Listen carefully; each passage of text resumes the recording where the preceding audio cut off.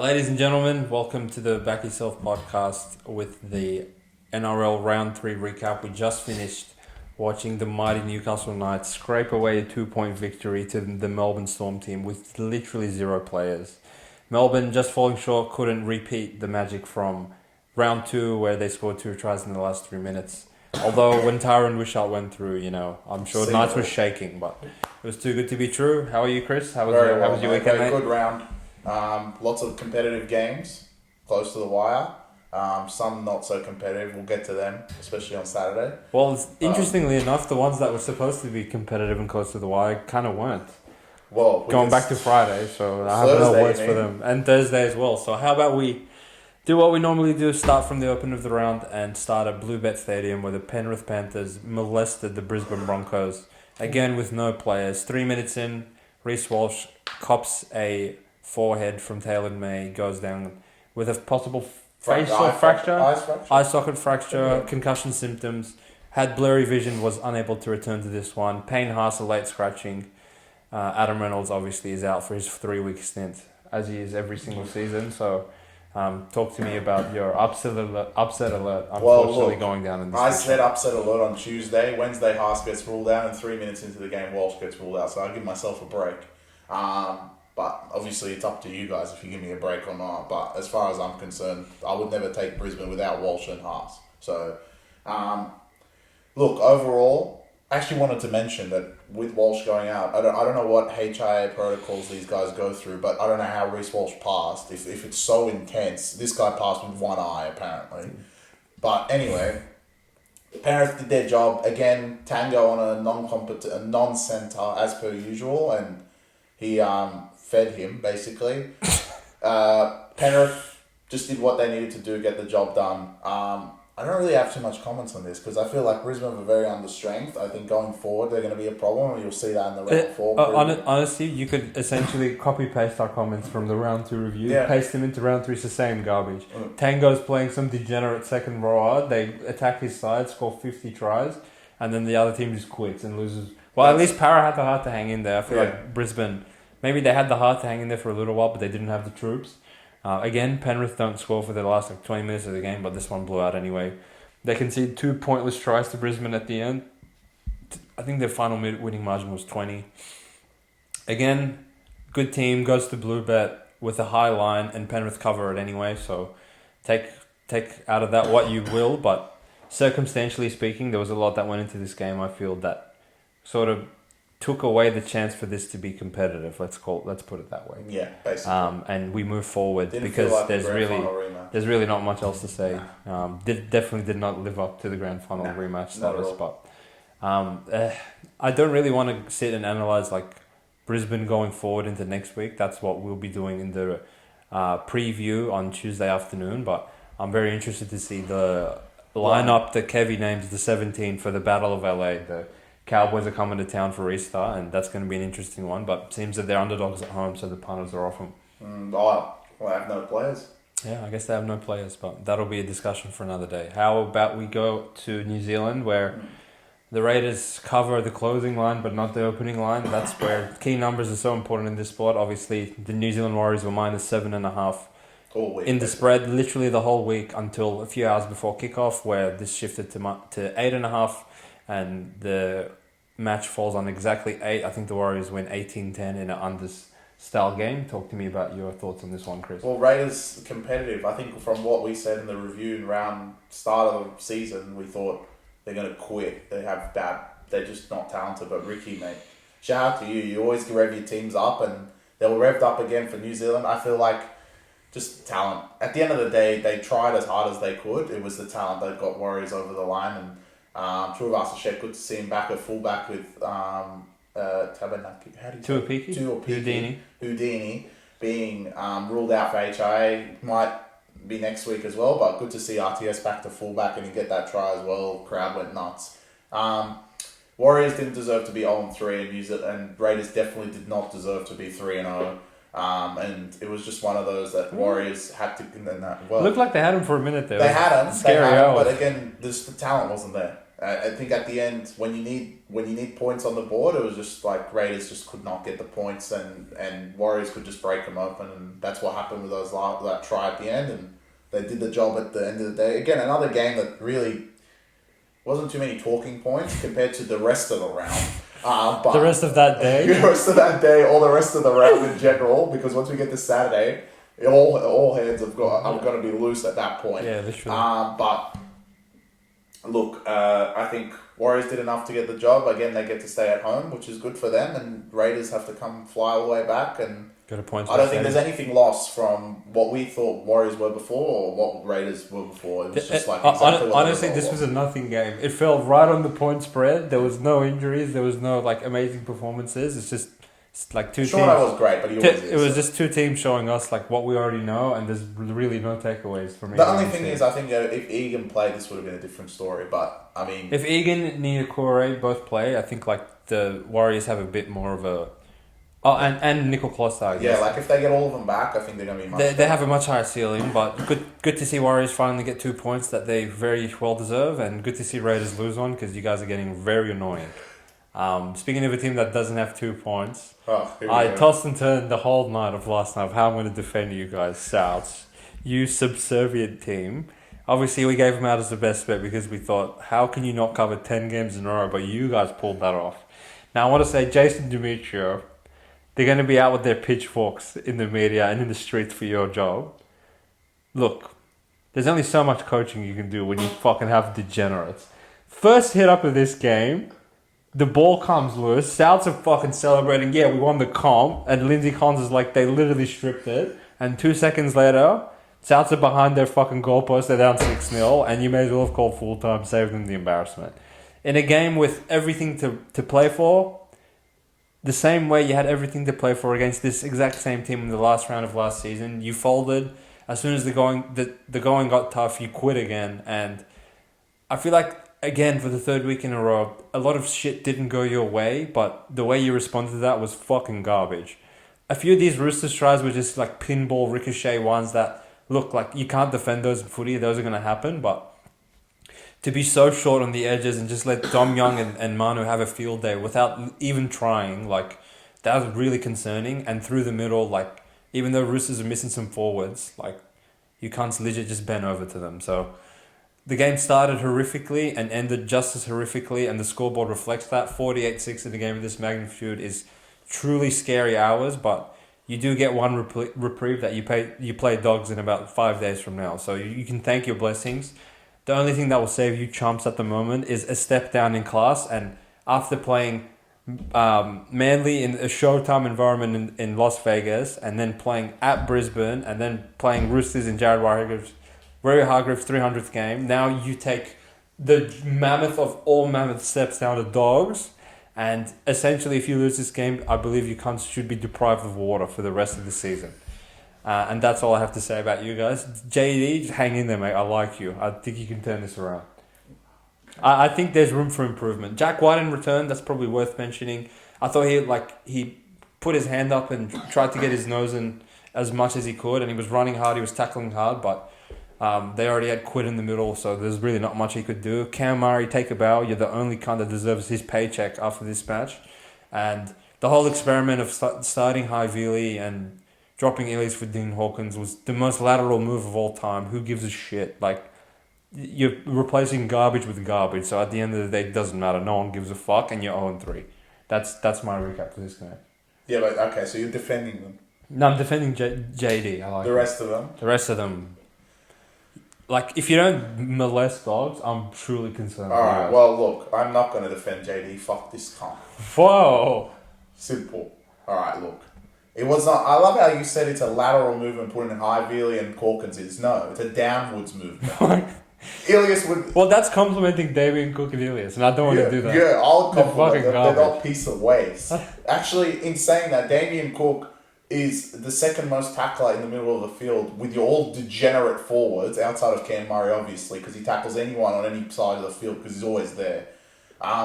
South, like he did against Roosters in the last round of the season when you could have made the finals last year, and today, and well, 2 days ago, you just quit. I understand things didn't go your way. Sanders Smith kicking it off the ground, thinking he's kicking off, and it goes straight into Manu's lap. I get it. A lot of pinball, but the way you guys quit is just unbelievable. And in saying that, we were sitting here watching the game. It was 24-6 when Sam Walker went off with a HIA. And we were like, bro, South have a chance. They need 3 tries. And it blew out 24 points the other way. Yeah, literally. And Sam Walker and Kiri were not on the field. So what happened? Latrell's sin bin, mate. Latrell's sin bin. I think Souths were robbed. Souths were not robbed. You cannot do that. Anyway, look, reprieve is you've played 3 potentially top 4 teams, the way they're playing at the moment, and you haven't played anyone lower compared to some other teams. But South, that was, if there wasn't another game which happened at 3 p.m. at Belmore, that was the most disappointing performance of the season thus far. Which is really funny. How could you lose 48-6 and you want the worst performance? You were not the worst performance because there was one other team which I have to somehow sit here and defend. You don't have to. No, I am. No one's holding you to that. You don't even fucking like it. I've got to defend them. But someone's got to do it. South, you have it all to do next week. Do or die. You can't let Dogs go 2-2, and you can't let yourselves go 0-4. Simple as that. Wyden, shout out to you. I know that everyone in the media is going to be, Wyden back doesn't mean anything. He actually played fine. He did everything he needed to do at centre. If not, he brought more energy than the rest of the degenerates on that team. Forwards-wise, this is the same thing, and we'll lead into the next game as well, because it's exactly what my point is for the next one, is that the players that are named are basically a shell of themselves, which pisses me off. Why do they go out there and not play to their name? Where was this last year? When you guys think about it. Host. He's shit. He doesn't even have a name. Totola. He's garbage. Burgess. He's 50 years old and he comes off the bench. Damien Cook. He's washed. Literally washed. I'm getting to the outside back. Latrell. Cody Walker. Well, look. Ilias. Why are you guys a shell of yourselves when literally less than 24 months ago it was the exact same lineup and you guys literally beat everyone? You were top of the competition. Mate. And on top of that, they've added Wyden. Yeah. What's backwards? What is going on? That you can't have the lowest completion percentage against top 4 teams. I agree. But you cannot consistently have the lowest percentage every single fucking game. That's how retarded they are. What, do they drop it at training as well? Yeah. Then it's JD's fault. No, it's not. What, he doesn't drop it at training. These peasants do. Look. You can't help these whole team from 1 to 30, the whole top 30 that's there, needs to have a look at themselves in the mirror and be like, we are not this bad. We are this. They're not this bad. The only player that can hold his head up high every single year, we say this, is Cam Murray. Yeah. He's literally the only player playing for them in that team. The rest of them needed to wake up to themselves. You cannot lose 48-6 prime time in a game that you guys could have easily turned around your season and put Roosters' season in a bit of a hole after playing this good and being 1-2. And you guys still fucked it up. It was just incredible. But you were saved because the next game saved them. I'm confident South can turn it around. It starts this week. Fuck you, dog. Stop covering. Don't worry. The next game saved them. Mate, the floor's yours. I don't know why you're looking at me. All right. Then we start Saturday with 3 regional venues. We were saying this in the review. Shout out to the NRL doing these 3 games in a row. And let's go. Ticket sales were, I'm sure, through the roof. Like a lot of those stadiums, Leichhardt. Yeah. They were saying all over the commentary how many people were there. We know why. They were there for me. They were there for you, but still, they put them all on the same day. And first one was at Belmore, 3 p.m. Dogs, Titans. And it ended 32-0 to the Dogs. And now I'm going to sit here and say Titans aren't that bad. Look, when Des took over the job, everyone was like, Titans have the potential of making the 8. Going into round 1, we sat here and said, I don't understand how Titans are 4.5 without Campbell and Fafita, which definitely makes sense. And they still don't have Campbell and Fafita. But the way that you guys have been playing has been the worst out of any team in the competition. By a landslide. You've scored 4 points total. And conceded 6. To Dogs and Dragons. Yeah, and conceded 6. No. 4 points to Dogs and Dragons. Dogs and Dragons. In saying that, you do get 2 excellent players back. Campbell goes to fullback. Fafita goes back into the second row. But of course, the biggest talking point of the weekend was on the back of being down 32-0 at that point. Tino ruptures his ACL. Yeah. So he's out for the rest of the season, and that pretty much puts your season to bed, that making the 8 or any claim of that. Sorry, Clarkey, but that's exactly what's going to happen. But like I said with South, the players aren't playing. They're playing a shell of themselves. The back line, when you look at Titans, is really not that bad. It's actually good. If you put all of them together, you're like, well, it's not bad. Sami, Brian Kelly, Cam Pereira, Campbell, AJ Brimson, Kenny, okay, but he's a substitute. When Campbell comes back, that first 5, you look at him and like, this is pretty good. The forwards, Fonaweka is a representative for Queensland.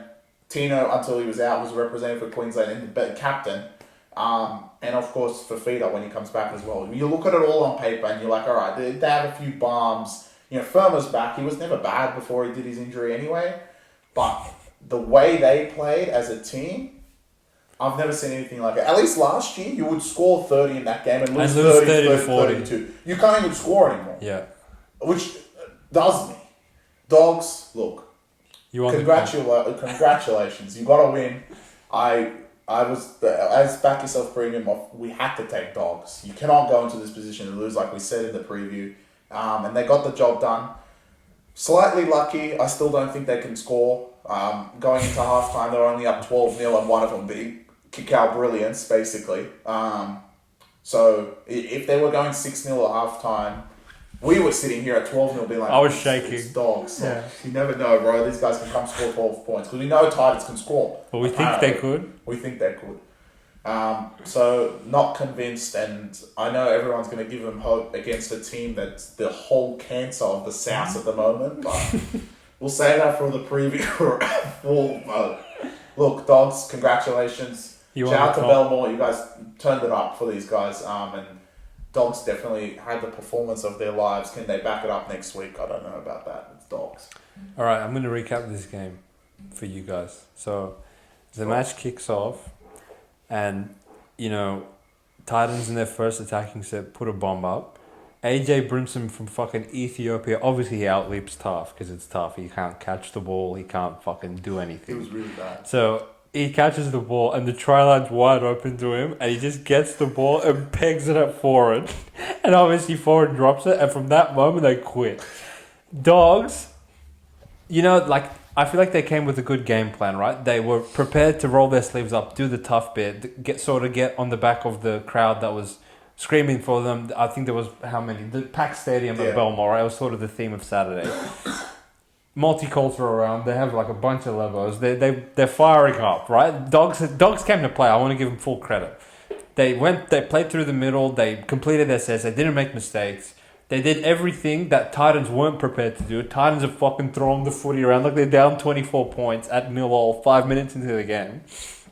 And it was just rinse and repeat, error, giving Dogs all this ball. And Dogs essentially had nothing to show for it besides 6 points. 35 minutes into the game with all the possession, all the ball, all the territory. And essentially Titans was so fucking incompetent that by the 4th time that they couldn't kick the ball on last without dropping it. They actually did kick it straight into Kickout's fucking blonde hair, and it bounced to the Titans' try line, and Kickout grounded it. And even if you watch Dez's post-game press conference, he was like, look, at halftime we were only down 12-0, but we actually felt pretty good considering how much territory and possession Dogs had, and they can't score, which we know they can't score. And even at 12-0, we're like, we're not home yet, because that's how bad Dogs are. But in the second half, Titans was just more of the same garbage, showed no sense of urgency to play through the middle, play the proper way, do the fundamentals, and they thought they could just backyard footy their way back in the game, and they just got into a bigger and bigger hole, which was in its peak of size when Tino went down injured. The way he limped into the locker room, me and Chris looked at each other like, this is fucked. Yeah. And he was fucked because they put the reports in this morning that he's ruptured his ACL, and essentially that's like one of the best forwards in the whole comp out for the season in a team that's already struggling. To lose 60-4 to Dragons and Dogs, for God's sake, just shows how subservient you've been in the last 2 seasons. The 60, like, fair enough, you guys are us, but the 4? Yeah. How can you not score the Dogs? That's truly concerning. Well, they scored. They should have scored the first. But I still will defend Titans and say this wasn't even their worst performance of the season. They actually think they're worse than Dragons. Oh. Because in this game, they didn't have any ball because they kept dropping it. Against Dragons, they actually had all of the ball. And what Dragons have shown since that match, where they're conceding 42 points a game, and you cunts couldn't score against them, actually blows my mind. And I struggle to fucking sleep at night knowing how bad you cunts have been. So, Titans, like... There's a lot of work to do for you guys. Hopefully, Cam Wolf and Fafita come back soon because that will, like, plug 2 big holes in your roster at the moment. But Foreign, Tanner Boyd, the 5 hookers you have, all just absolutely shocking. Waste bags. The waste of the NRL so far. To have a bye and be 0-2 to that roster... Essentially, your season's already done because Tino's out and you're 0-2 to these teams. But in terms of like just having a chance to make things competitive throughout these games, I do believe they have the ability to improve. They're not this bad. It's never this bad in footy when you look so god awful. Well, the South. So we'll see how you bounce back to Dolphins next week, which we'll be obviously previewing in a few days' time. I don't even want to think of these cunts at the moment, but. We'll speak of things that was truly subservient from you cunts on Saturday. It was the worst performance of the season. Agreed. Oh, well, you said the Dragons game. Dragons. No, Dragons Titans. Yeah, second worst. Well, Dragons were the next game at Cogra, which was a 19-minute drive from Belmore. No one seemed to fucking go there. It was the one stadium that was empty. There was a reason why. But there was one person there. We'll shout him out. Zerafos. The Zerafos brothers. I'm sorry, because... The crowd must have been going nuts on the hill until Fatala Mariner dropped the ball. Dragons came out absolutely possessed. I could not believe what I was watching. This is a compliment to one Dragons. Look, put the fucking foot on the throttle, you stupid idiots. Right? You were carving, in that 20 minutes, you were carving them apart. Absolutely carving them apart. Flanagan walked through like he guys had 12 players out there. Unbelievable. It was incredible. Fatala drops it, and then by a click of my fingers, Dragons quit. One thing goes against them that was their own fucking fault. It wasn't anything else. They just quit, and they somehow went into halftime losing, and then quit. Officially. We actually said at halftime, Dragons are the type of team to go down at halftime and then come back in the second half. But they couldn't even pull that off. Look, Dragons, you guys are the funniest, biggest roller coaster team in the competition. Now we're going to go into Cowboys. Honestly, they're not good. Yeah. I don't know why every team backs down to their forward pack. Their forwards are fucking garbage. Their backline thinks they're all gangsters. Honestly, Dragons had them. They just let them go. That's it. Is that your analysis? That's all I need to say about these bombs. Honestly, this looks like one of the biggest ambushes I've ever seen in my life. 5 minutes in, Cowboys already have fucking given up a call. They're on their try line. Dragons shift the ball right. They fucking ground it, but, Belinda Sharp, forward pass. It was forward, fair play. And then 2 seconds later, Dragons give up a call, and the ball's on their 10-metre line. And... Cowboys generate a 3-on-3 and just peg the ball to Taulagi and Zach Lomax is doing this. Alright, it's 4-0, fair enough. And then, I honestly, they may as well have, the Cowboys players walked off the field and the Titans players may as well come on. Because for the next 10 or 15 minutes, the rampage and onslaught from Dragons, I cannot believe what I was seeing. They were just marching down the field, set after set after set. What would you hear? Penalty, because the forwards are just absolutely freaking on top of Cowboys and they can't contain them at all. And then just the simplest shit like Valentine Holmes, I don't know why he just was cannonballing out of the line at just weird plays. He came in on Fatala Mariner, he came in on Blake Laurie. Obviously they're going to go out the back and just generate a simple hands play would just generate a 3-on-1. And from what we've been able to see, the Dragons' backline is actually pretty fucking hard to contain. They're all big physical boys, and through like having Hunt in the middle and Flanagan's actually been playing alright. Apparently he's good for a try a week because no one thinks he's going to run the ball. Sure, it's 18-4 and I'm sitting here on half-time, full-time. Like, I literally took my phone out and wrote X next to the bet. Like, there's literally no way they can't lead at half-time. And then Hunt puts in a peach of a grubber for Fatala Mariner. And it's here. The ball's here, his hand's here. And then the next thing you know, it's a 7 tackle set because he dropped the ball. And then off the back of that, Dragons quit. I don't know why they're like this. It's like, as soon as they reach 1% of adversity, they quit. It's the same garbage in the Dolphins game. I do feel for them a bit in terms of they've had like multiple try scoring opportunities in the past 2 weeks where they've like just missed out or dropped it or some shit. And then the other team's like gets momentum and goes down the field. But the way Dragons have responded to that has been utterly shameful, which I did not expect out of a Shane Flanagan team. But the way they eventually ended up coming out in the second half and just absolutely backing down to this Cowboys team is scary, to be honest. It is scary. This Cowboys team is the only undefeated team left in this season, and I don't know how, because as Chris said, I don't know who keeps backing down to these forwards. The momentum they're able to generate in the field literally makes no sense. Tamalolo played 19 minutes, for God's sake, and essentially Cowboys back down to McLean and fucking Fimiaki. So, go figure. Again, Cowboys catch a break playing Broncos with no players in a few days' time, so maybe they're going to go to 4-0, 5-0, 6-0. They're so good. But in my estimation of how I'm analysing Cowboys, as soon as they play a competent forward pack, they're in big trouble. Yeah, they're not that good. Yeah. Overall. I like the word that you used before. I'm going to use it for the next game. We thought the ambush was at 5:30. Well, actually 6 p.m. that time, but the ambush started at 7:35 sharp at Leichhardt. Shout out to everyone that took the free play and trusting us and trusting these Tigers. My boys, but I'm not going to take the throne on this one because it was all this guy.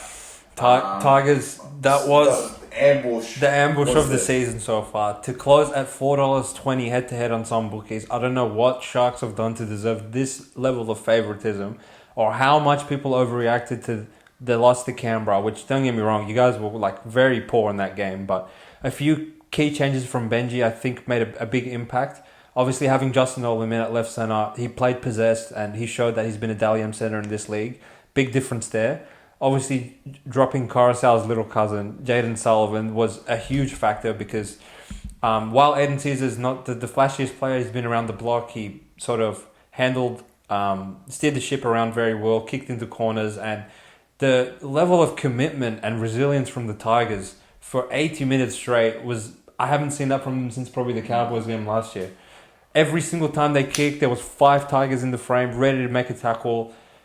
They conceded first, obviously, through the middle, where Sharks got like 5 calls back to back to back, and on the 5th set, Tigers cracked, and I was like, it's not ideal going down 6-0, but I think like we're in this game. I can see that they're ready to play. They're not going to back up their garbage performance in Canberra with another shit one and lay an egg in Leichhardt, which they have done in the past.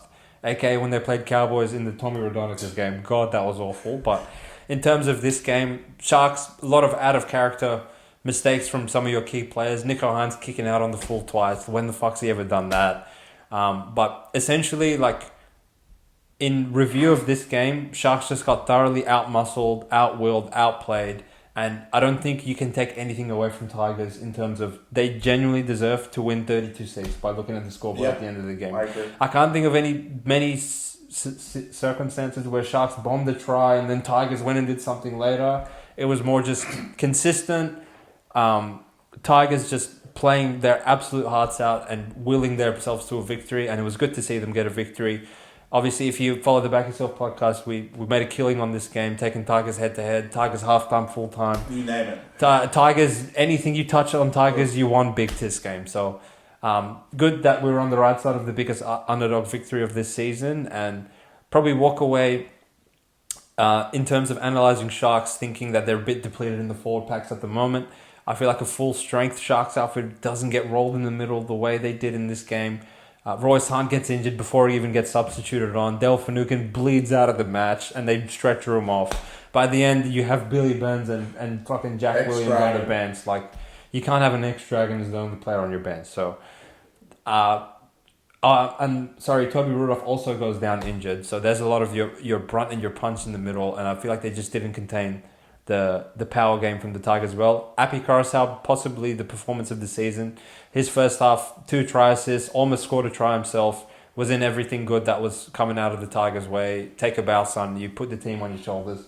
Got him a result, and that was thoroughly the game I enjoyed most watching this season, because I called it 7 days ago. There's a fucking ambush coming at Leichhardt at 7:30 sharp, and Tigers came to play, so thank you. Right.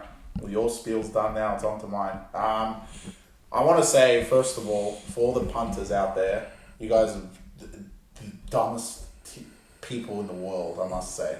Let me tell you something about punting. You lose 2 key forwards. Nikora, who's maybe a top 5 second row in the competition. But was he in the Dalium's team last year? He was, right? Yeah. Okay, so you lose Dalium second row, sure. And you lose Hamlin Uele, which we all thought it would come to play, and the line did not shift at all. As far as I'm concerned, Tigers had a few better changes coming in. Dropping Sullivan is always a plus, because he's a piece of waste, and the line still doesn't shift. And on game day, it actually went to 12, which constitutes that something's gone wrong. Like, 12 is a big key number. But it was just everyone in the public being like, no, Tigers can't win.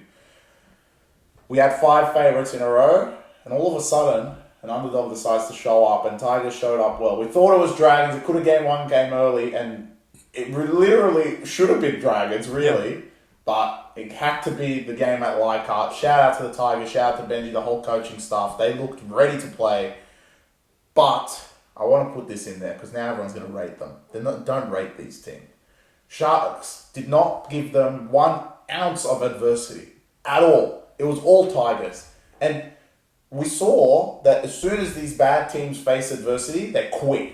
So just be careful. I know next week looks tempting, and what's tempting for us as well. But Sharks were that bad that they could not mount 1 bit of pressure on them at all outside of the first 20 minutes maybe when they first scored that try. Agreed. And Tigers were only down 6-0. They scored the Papali'i try. They scored the... who scored after that? Seyfarth from the Coruscant.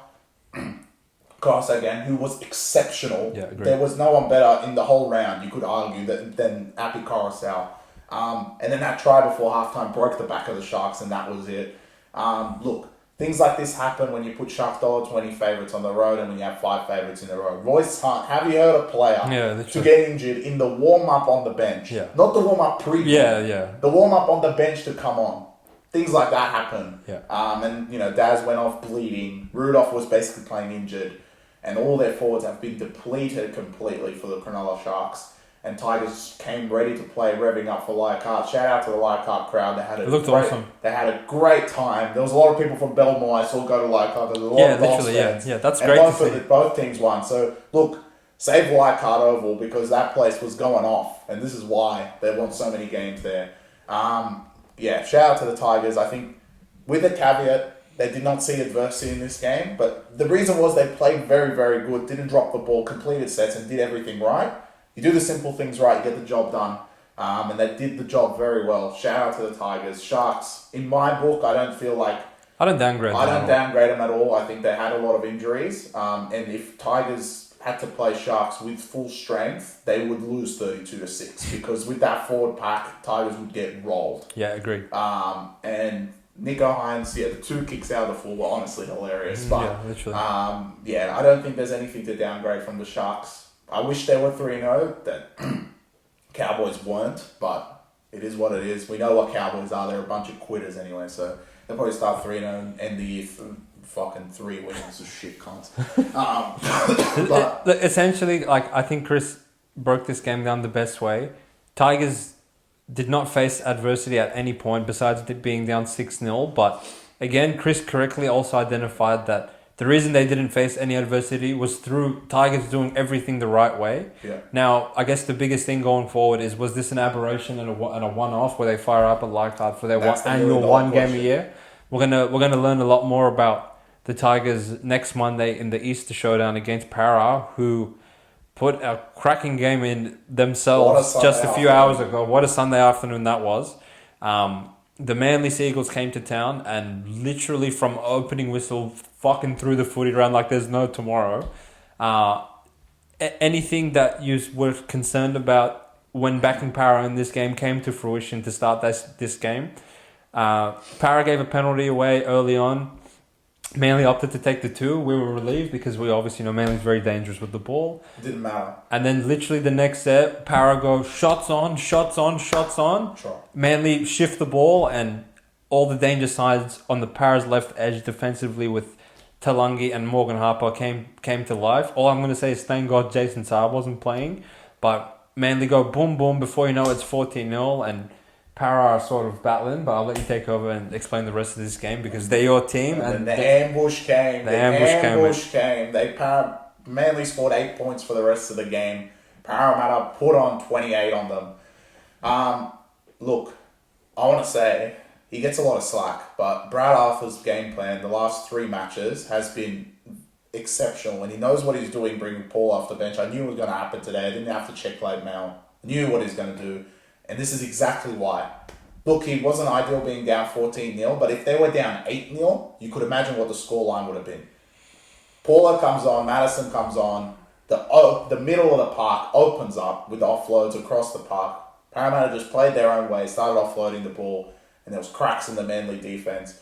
At the end of this, I want to say, look, it was a close game, but honestly, this is a big bad look for Manly and a big positive look for Parramatta. 14 points down, at home, facing, I don't know what they were facing, basically a Ferrari without Saab. There was a blitz happening. I couldn't believe what I was watching. But then, as soon as adversity went Manly's way, which they haven't had the first 2 rounds, they quit. It's not that they quit. They cannot defend their line. And Parramatta, they're not the most clinical at this moment. We've probably seen them a bit better, but they did enough. And because they still got in front at the end of halftime, similar to the Cowboys game, but then Manly hit back right at the end, which I thought was the biggest downside for Parramatta. But then in the second half, it's like Reg and Madison and all the bench just took so much out of Manly that they were just tired. Yeah, they were so tired. I've never seen in 3 rounds, out of all the games, like Titans are garbage, but they weren't this tired. It was like they were unfit. It's like Schuster's giving them more Big Macs. It's ridiculous. I mean, I know it takes a lot out of you. You start with Reg. Often Gowie's not a player, but you start with him and Hopgood, okay, and then you have to tackle Madison and you tackle Paul. I get it. They have a big pack. But the way that Manly played that second half, I know there was a surge at the end. They could have had a chance of winning, but really, did they really deserve to win? They were up 14-0. They played great for the first 15 minutes. And then as soon as adversity hit them, Para put one on the ball with a great pass from Paulo. That was it. It was like Manly just got tired because they just couldn't stop the forward pack. And I said this earlier in the preview. I said this, maybe, I don't know if I said this at the start of the season, but I said this before the Penrith game. Parramatta have the best forward pack in the competition. And this is why. This is what they do. They can start the idiots, bring on the good players off the bench, and they just blitz them through the middle. Manly had Moretti looking like Paulo 2.0 out there. Literally. He was walking through the middle of the park.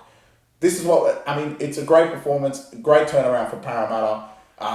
One thing that I think Tigers fans would have been like, oh, let's see, like, they started 14-0, we have a chance next week, but the way Parramatta brought it back was very great warning signs for Manly. Things go against them, and it seems like these teams that are they think they're good. As soon as things go against them, it's like they just can't click anymore, and that's when the superior teams start playing great. Penrith, Parramatta, Roosters, these teams, if adversity hits them, it doesn't matter because they still go out there and do the job and they do what they do best. The teams that are upcoming, Manly, Cowboys, these idiots, Dragons, Dogs, Tigers, adversity hits them, it's like everything goes out the window. So shout out to Parramatta, deserve to be 2-1. You could argue 3-0. They look hot at the moment, and good luck to the Tigers next week. Going to Easter, as far as I'm concerned, it's going to be a big battle for them through the forward pack because Parramatta, to break open that, was something we haven't seen. I'm gonna one up you here, mate. Honestly, like, retrospectively for me, this was actually more fulfilling than Tigers beating Sharks because the takeaway from this game is everything that I needed to learn out of this game, I learned out of this game. Para essentially proved why they're a top of the league team and Manly proved why they're not a top of the league team. To go up 14-0 where anything that you're doing is coming off, Para looked literally shell-shocked. They looked up and thought, who the fuck are we playing? That we're down 14-0, the game hasn't even started. And Manly continuously even had the ball after that. And as soon as Para got some ascendancy through the middle, which Manly held them out in the first 15-20, which Chris probably honestly predicted quite well before the game started, but oh fuck, I look on the side, here comes Paulo, here comes Madison, and Para essentially never looked back past that point. Offloads, contact, collision, they got like all the calls that they earned through their hard runs and carries and their support around the ball. And Manly, I don't think they quit at all, to be honest. I think they just physically weren't up for the challenge. Para took them to the deep end, and Manly weren't ready to go with them when the going got tough. Manly proved that the first time for this season, the opposition team had a huge chunk of possession of them because they've dominated the ball in all 3 games so far up until this point. As soon as Para got the ball back, Manly didn't show me anything in defence to suggest that they're capable of taking it back themselves and keeping it in that way. And once Para got on top of them, they pretty much stayed on top of them for the rest of the game.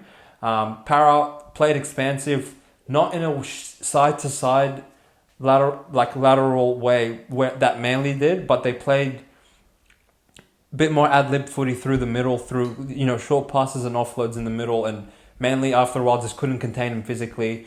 Really, really impressed with Para. I thought they were a bit hard done by to concede that garbage try before half-time because Daly Cherry's literally dropped the ball and Peter Go didn't call it because what's he even out there for? He was really bad. He was really bad, but then again, Para showed me more impressive signs because they came out straight out of the second half and I could tell like they just followed Brad Arthur's message to a T. Just keep doing what was working and we will get on top of them.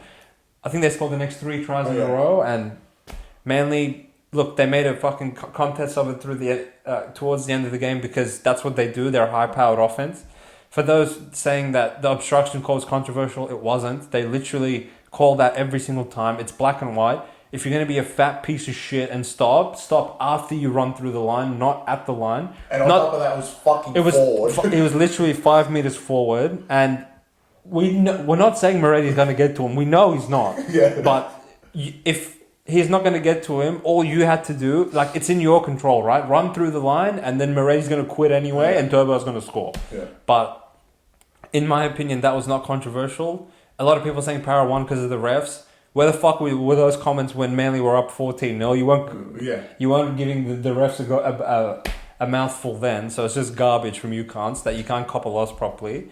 And Manly, you have proven that you have a lot to do.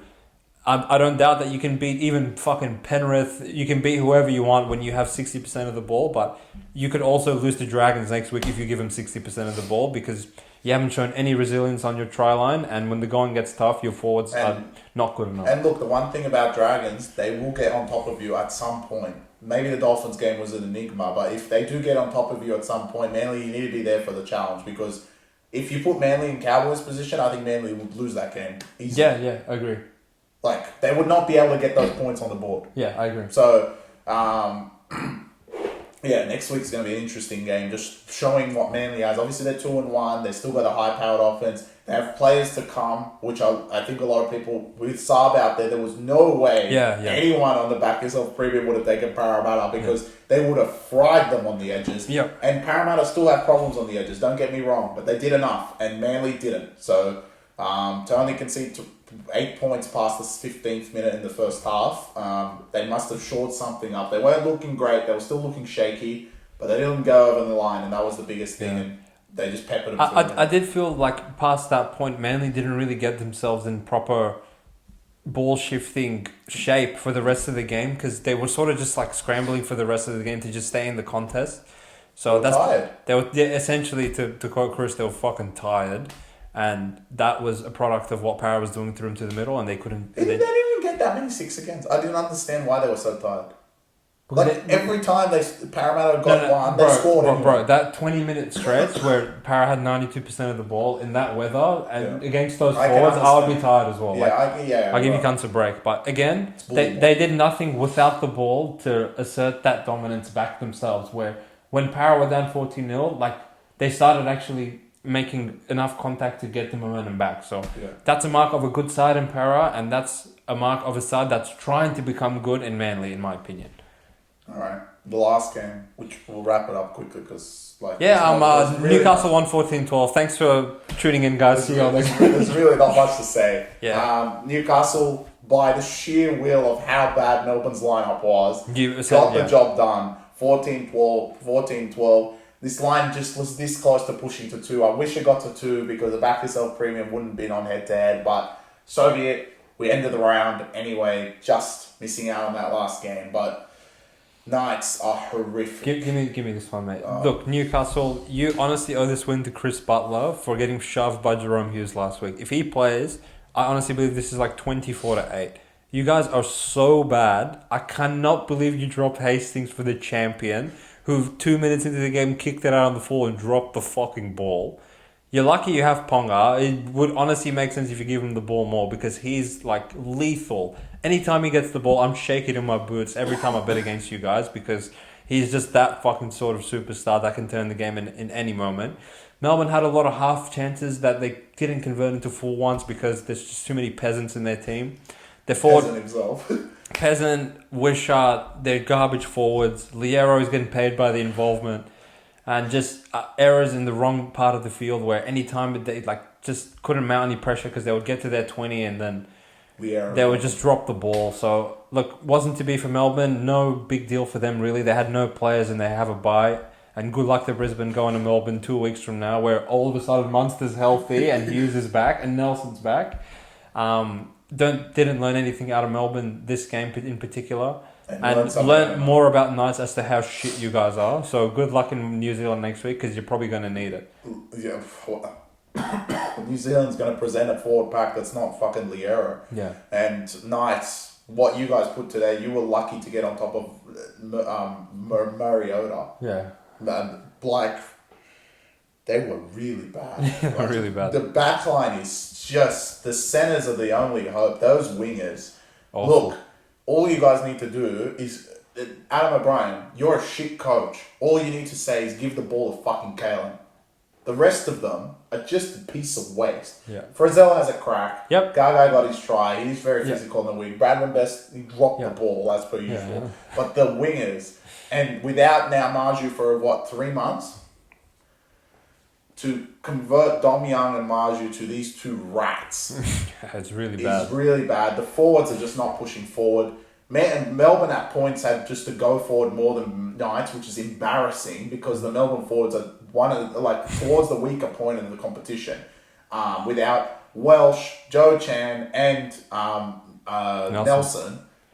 They literally have jokers. And look, one of your Knights' tries that you ended up winning the game off was because Kane Bradley's playing centre. Remus would 100% tackled him, so he got injured in that game as well. He seems to be okay. It's just a rib injury. He'll be fine in 2 weeks' time, probably, to beat the shit out of Brisbane because it was just scripted that they had to go 2-1 and they had to go 3-1 because good luck to them going there.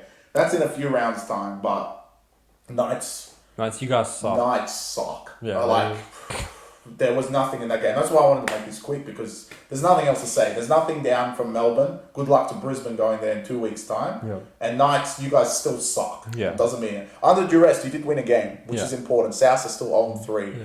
I wonder who's going to be under duress next week. I may as well do it now. South. Under duress next week, but upset alert will be a lot more difficult and it might shock you. But I think that's pretty much it. It was a very interesting game of the round. Any takeaways? Mainly Para, I think. Yeah, by default. Because South Tigers. That was the ambush. Because Sharks played shit. Rabbitohs played fucking pathetic. Yeah. So did Brisbane. So did Sharks. So those three out of the equation. Well, Dragons. Dragons was stand-up comedy of the round.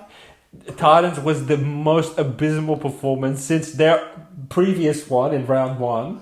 And game of the round was definitely Manly Para. We knew it was coming. It was fucking over. It was backyard footy. It was good to watch. I thoroughly enjoyed Manly Para. Yeah. Honestly, Melbourne and Newcastle was a tough watch. As just purely. There was a few, I think that one and the Raiders one was really bad. I mean, Brisbane was a tough watch too, to be honest. I was sitting there in pain. Brisbane would have been painful, and if we weren't on Dogs, the Dogs Titans game was like two rubbish teams going on. I feel bad for everyone on Titans. Like, Yeah, don't get me wrong. Like, it was arguably almost the right side. When Dogs got to $1.70, I was like, who the fuck are we playing? Dogs. But like, Titans are just a new breed of garbage.